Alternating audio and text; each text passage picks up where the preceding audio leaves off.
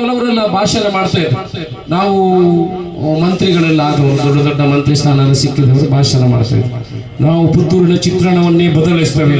ಇವತ್ತು ನಮಗೆ ಫುಲ್ ಅಧಿಕಾರ ಬಂದಿದೆ, ನಾವು ಮಂತ್ರಿಯಾಗಿ ಬಂದಿದ್ದೇವೆ, ಇನ್ನು ಪುತ್ತೂರಿನ ಚಿತ್ರಣವೇ ಬದಲಾವಣೆ ಅಂತ ನಾನು ಭಾಷಣ ಕೇಳಿದೆ. ನಾನು ಈಗ ಕೈ ಕಟ್ಟಿ ಕೂತ್ಕೊಂಡು ಆಚಾರ ಇತ್ತು ನೀರು ಮಂತ್ರಿ ಆಗಿರತ್ತ, ನಾವು ಭಾರಿ ಡೆವಲಪ್ ಆಗ್ತದೆ ಈ ಸರ್ತಿ ಪುತ್ತೂರು ವಿತ್ತು ಬರ್ಲಿಕ್ಕೆ ಅಂತ ಹೇಳಿ ಒಂದು ಕಲ್ಲು ಕೂಡ ಮಾಡಲಿಲ್ಲ. ಆ ಕಡೆ ಈ ಕಡೆ ಯಾರು ಮಾಡಿದ್ರು ನಾನು ಆಲೋಚನೆ ಮಾಡಿದ್ದೆ ಆಯ್ತು. ಅರ್ಧದಲ್ಲಿ ಕೆಲವರೆಲ್ಲ ಬಿದ್ದರು, ಅರ್ಧದಲ್ಲಿ ಹೋಯ್ತು, ಮೇಲೆ ಬಂತು, ಕೆಳಗೆ ಬಂತು. ಅಲ್ಲ, ಅಧಿಕಾರ ಇರುವಾಗ ಅದನ್ನು ಮಾಡ್ಕೋಬೇಕು. ನಾನು ಹೇಳುದಿಷ್ಟೇ, ಆ ಕಾಂಗ್ರೆಸ್ ಬಿಜೆಪಿ ಅಂತಲ್ಲ, ಅಧಿಕಾರ ಇರುವಾಗ ಚಲಾವಣೆ ಮಾಡಬೇಕು.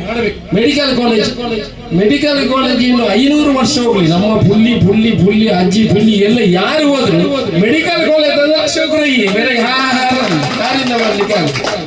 ಪಶು ವೈದ್ಯಕೀಯ ಕಾಲೇಜ್ ಆರಂಭ ಮಾಡೋದು ಅಶೋಕರಯ್ಯ, ಬೇರೆ ಯಾರು ಮಾಡಕ್ಕಾಗಲ್ಲ.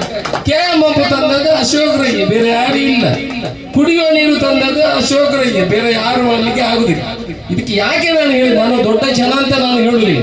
ನಾನು ದೊಡ್ಡ ಇದು ಮಾಡಿದೆ ಅಂತಲ್ಲ. ನಾನು ಯಾಕೆ ಕಿವಿ ಮಾತು ಎಲ್ರಿಗೂ ಅಂತ ಹೇಳಿದ್ರೆ, ಅಧಿಕಾರ ಇರುವಾಗ ಇನ್ನೊಬ್ಬನಿಗೆ ಸಹಾಯ ಮಾಡಿ.